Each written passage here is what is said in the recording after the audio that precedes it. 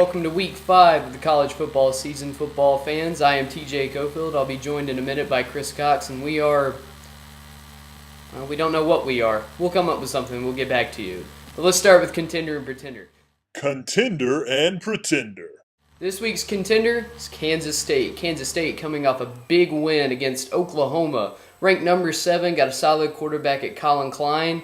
They've already gone through their toughest part of their Big 12 schedule, and they've come out successfully. I like them being a team that can make some noise in the national championship picture by the end of the season. Our pretender this week is Michigan. All right, Michigan already got off to a bad start with a big, devastating loss to Alabama to begin the year. And then they follow up with a big, ugly loss to Notre Dame. Now, Michigan has gone from having a Heisman candidate quarterback in Denard Robinson to having a quarterback controversy. And the lack of consistency in Michigan for the last couple seasons, I think, can be drawn back to one situation: the big loss to Appalachian State at the beginning of the 2007 season. Michigan is the winningest program of all time, but losing to App State in the way they did, it can't be emphasized what a big loss this was for Michigan. They lost their aura. They lost their swagger. No one is scared of Michigan anymore, and it's showing by the way teams are playing against them. Games to watch. All right, now for our games of the week. I'm going to stay out of the SEC for this week's games of the week. We're going to look first at Ohio State, ranked number 14, versus number 20 Michigan State. Now, this one's in East Lansing, and I've made no secret on here. I'm a big fan of Mark D'Antonio and the Spartans. But Ohio State simply got too much for the Spartans. Spartans coming off of a tough loss, really showing that they don't have much going on the offensive side. The Buckeyes not only good at running the ball, but also passing the ball with Braxton Miller at quarterback. I like Ohio State getting the win on the road. Now, for Wisconsin at number 22, Nebraska. Now, at the beginning of the year, I would have said this was an easy win for Wisconsin.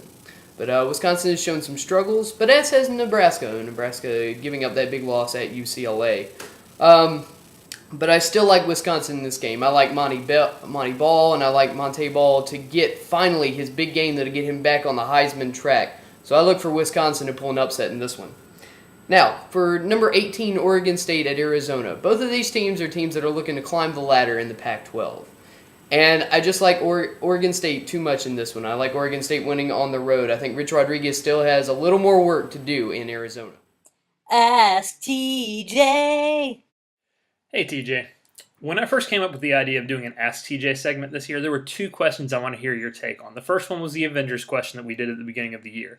And now that we're almost halfway through the season, it's time for the second question, and it's this. If Bruce Wayne were on his way to becoming Batman today, where would he play college football? And what position would he play that would most greatly aid him in his quest to become the Dark Knight? Let's hear what you got, my friend. We get yet another comic book question. Where would Bruce Wayne play, what position would he play, and what would prepare him to be the Dark Knight? I've got kind of an off-the-beaten-path answer for this, and I can explain it. I think Bruce Wayne would play for Penn State University. Why would Bruce Wayne go to Penn State? I think Bruce Wayne wants a big state school where he can disappear into the background. I think he wants a bit of a fixer-upper, and I think we can agree that no school in major college football is more of a fixer-upper than Penn State. Left in ruins, much the way that Gotham City is left in ruins before Bruce Wayne returns as the Batman.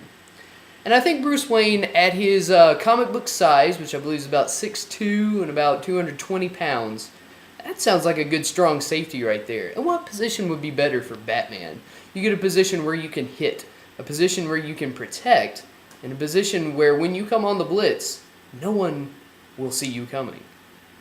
I believe Bruce Wayne is looking at a solid, strong safety position at Penn State University. Hometown Heroes. Okay, folks, now it's time for Hometown Heroes, and this is going to be another week where Hometown Heroes didn't take very long. First of all, we have number 6 Carolina visiting the Kentucky Wildcats, and this is South Carolina, one of the best teams in the SEC this year, versus Kentucky, who might be the clear winner for worst team in the SEC. South Carolina is definitely wary of this game, having lost to the Wildcats in 2010 in Lexington. These are very different teams from that year. This is a very different focus for South Carolina in that year, and I don't think the same thing happens at all. I think South Carolina wins this one very easily. Clemson traveling to Boston College. Clemson takes a little bit of a tumble in the polls after losing in Tallahassee to a very good Florida State team. I look for Clemson to kind of regroup and get things back. Boston College isn't a team that's going to challenge them and in any aspect of the game. They may be able to score some points on a somewhat porous Clemson defense, but Clemson's offense will score more than enough to put this one away very comfortably. And I look for Clemson to win in a big one. This week, the Furman Paladins return to SoCon play as they take on the Catamounts of Western Carolina at home in Greenville, South Carolina. Furman is coming off of, they're coming off of what was 3 quarters of really encouraging play and then a fourth quarter that was kind of scary. Furman won 31-21, getting their first win of the season, but they let PC back into the game late, which was a little bit discouraging. There's still a lot to like about Furman. I've said it before throughout the season, but Reese Hannon is playing really well, and Gerodis Williams and Hank McLeod in our rushing game doing a really good job. We have some problems, obviously. Our defense is young, it's inexperienced, it's letting teams into games in situations that it shouldn't. Our special teams is spotty at best. This game is going to be interesting because Furman and Western currently are both at the bottom of the Southern Conference standings.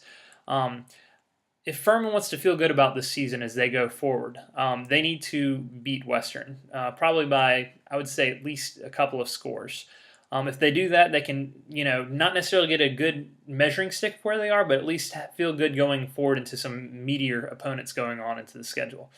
So I think Furman's going to pull out the win, although nothing would surprise me at this point. But look for the Paladins to get their first conference win and get a little bit closer to a 500 record. Well, that's going to do it for this week of the Amalgamblog College Football Report. Thanks for joining us, and we look forward to seeing you again next week. Have a great Saturday.